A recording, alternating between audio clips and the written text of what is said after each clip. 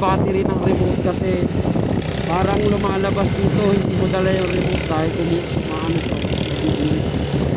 So yun ang problema kung bakit. Hindi natin kailangan natin matagal para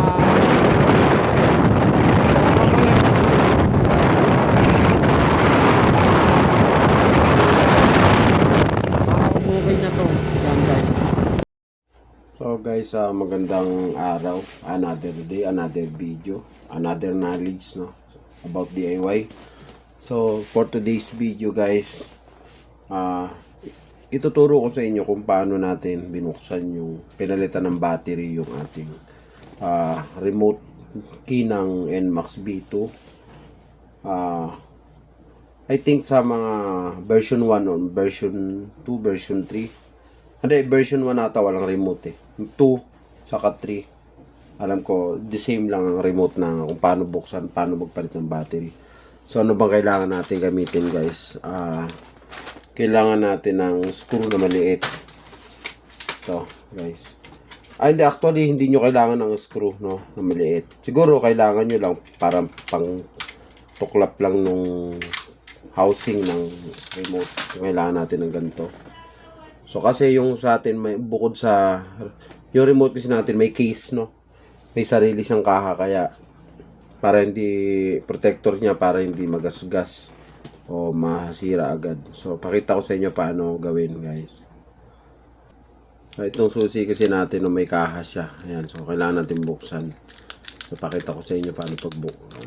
Bagay yung pagtanggalan na ng battery tuturo ko. So tanggalin ko muna to. So, ito yung susian ng ating NMAX, no. Meron siyang makikita kayong may ganito siya sa gilid, no. So, dyan nyo umpisahan ibuka. So, ibubuka nyo yung pakita ko sa inyo. Ibubuka natin. Yan. Tuklapin nyo lang dito. Yan. Yan. Yan. Sa mga gilid-gilid na ganito. Yan. Yan. Pag naangat na, so ito yung battery niya sa loob. Yan. Bali, sisikwatin nyo lang yan dito guys. Sisikwatin nyo lang yan dito. Ito gawin natin Yan. So ito naangat na natin. Yan. So nalaglag. So ito, ang code niya is 20 CR 2032. Yan. Nakikita ba? Nakikita nyo ba? Wait.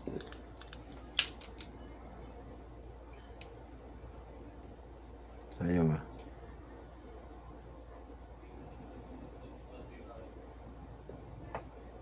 Yan. So, kung nakikita nyo na, no? Yan. CR 2032 yung code niya. So, nabibili to guys sa 7-Eleven, no? 90 pesos, dalawa na.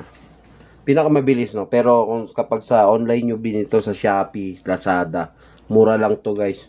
Siguro yung 100 pesos nyo marami ng 10 piraso na. Ganun. So, kakabit natin, baliktad yan. Ayan, baliktad. Ayan.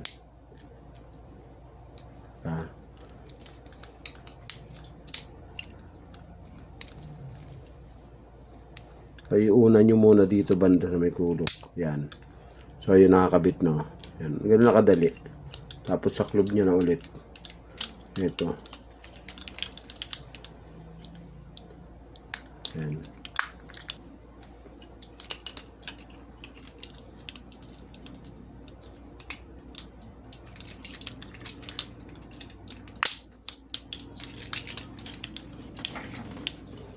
So, yan ang pagdakip nyo na guys. Testingin nyo lang kung may ilaw. Ayan. Ayan o, umiilaw o pula. Ayan o. So, ibig sabihin, nagpa-function na yung kanyang battery. So, ganun lang kasimple guys, no? Paano magpalit ng makikita nyo kung ano yung senyales doon sa umpisa ng video ko. Kung ano yung senyales na palitin na yung baterya ng inyong ng inyong remote. So, yung hintayin na magloko yung motor, no? Yung motorsiklo bago nyo palitan ng bat. Sa unang bugso pa lang ng pagbiblink ng inyong dashboard dun sa may speedometer ng ng NMAX, nagbi-blink siya, palitan nyo na agad. So testingin na natin to kung okay ba yung ginawa ko, nagpalit ng battery. Ayan.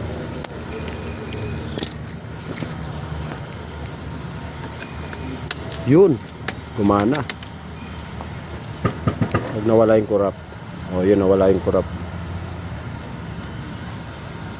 Nawala yung kurap nyo. Tama. Smooth lang, di ba? Smooth lang.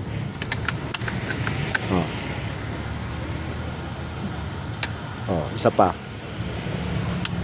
Di ba? One click lang, guys, Kailangan mawawala yung icon niya. Nawala. Ibig sabihin, battery yung problema kung bakit nagbi-blink yung susian natin habang umaandar. Kasi nadidetect niya na yung susi hindi siya malapit sa motor natin. So yun lang ang problema niya, battery. So, pinalitan na natin. Ito yung pinalit natin, Energizer sa 7-Eleven, 90 pesos, dalawa na. Ito yung pinagpalitan, Yan. So ito, tago natin to sa motor natin para in case na mangyari ulit, meron tayong ready na pampalit. So guys, ayun, mayroon na naman tayong natutunan ngayong araw na to. So kung may gusto niyo ng mga ganitong content, i-follow niyo ako sa YouTube channel at Papa Jake Vlog 2656. Type niyo yan sa search bar, YouTube channel ko at Papa Jake Vlog 2656. Tapos at Jake Bender sa ating TikTok account. Jake Bender naman tayo sa Facebook. Yun lang, guys. Paalam.